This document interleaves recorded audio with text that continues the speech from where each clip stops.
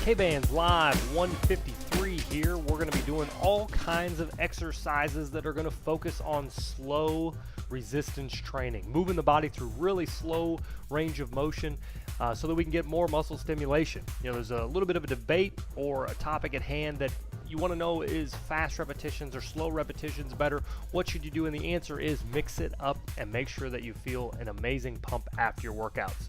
If you're doing fast repetitions and not really feeling like you were the week before, move on into slow repetitions. Do them for a couple workouts, change it up a little bit, get sore, get heavy.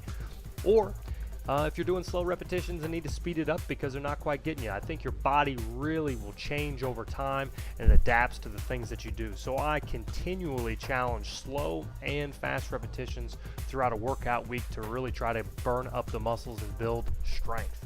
Notice now this repetition, this exercise is going to be the straight pushover. This is a really good exercise to go slow on.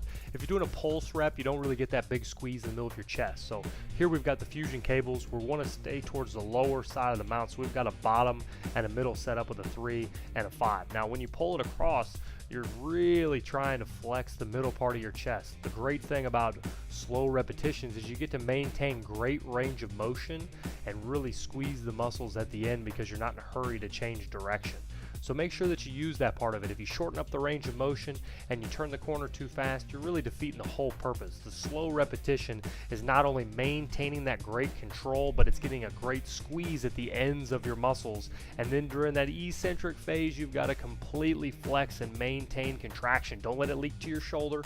Don't let it leak anywhere else. You want to make sure that chest stretches and flexes. We'll dig into a little bit more about the slow repetitions as the video goes on. Enjoy the workout and turn up some music a little bit and enjoy.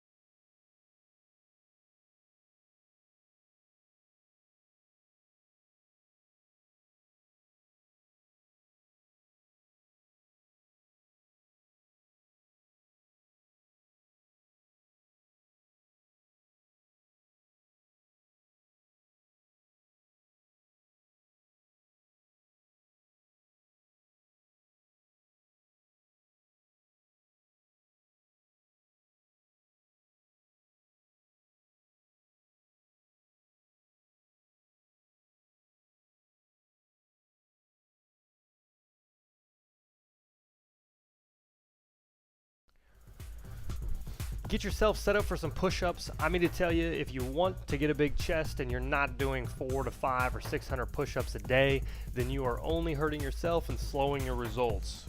Increase the volume on push-ups and you will increase the volume in your chest. Slow and fast repetitions are definitely a huge tool that you can utilize in the push-up world. You got to change it up, you got to keep mixing it up, but really the fundamental things can be pretty much the same. Always work on hand position. If you got a little tweak in your shoulder, if you open your grip just a little bit, you're going to take that out of your shoulder. If you've got some kind of chest pain or anything like that, or you've got some muscle fatigue in a certain area, mess with your hand width. Bring them in, bring them out, but always pulling the elbows towards your sides. That's the overall goal, is you're almost trying to twist your hands in the ground. Going to help activate the chest. Now, here you're going to notice that the eccentric movement is really the focus of the push-up, because when you get down to the bottom, you get that big stretch, and then you're going to slowly flex out and get a squeeze at the top. Be sure that you push through your shoulders. When you push your hands up, you want to push through and flex the chest. Amazing, slow repetition exercise is going to be the push-up. So enjoy these sets and really push yourself, challenging the pace. Keep it slow, working to failure.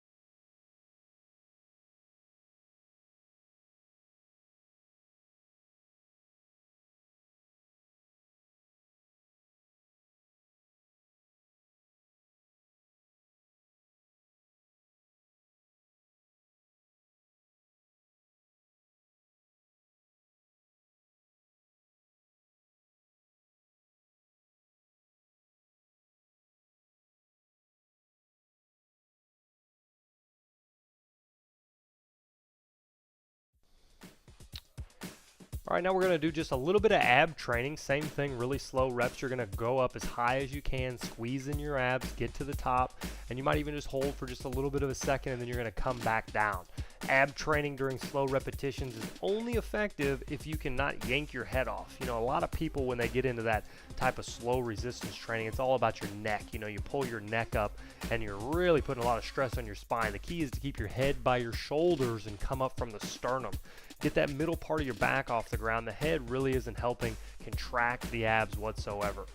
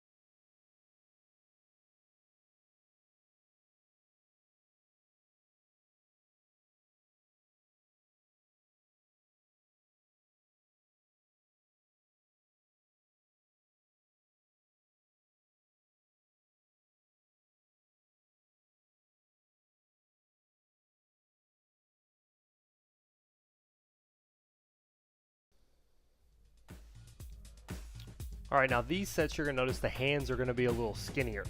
If you've got bad shoulders, then it might hurt you a little bit to take your hands all the way in. So your goal is to play with the spade. You know, you're going to make a spade with your hand more or less, and then you're going to take it out as far as you can to find a comfy spot for your arms.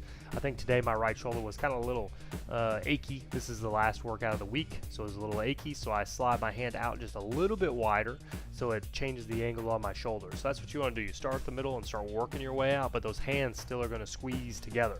Notice Carl's hands are just a little bit different position than mine. We're working skinny, but we got to find that spot that works right for our shoulders.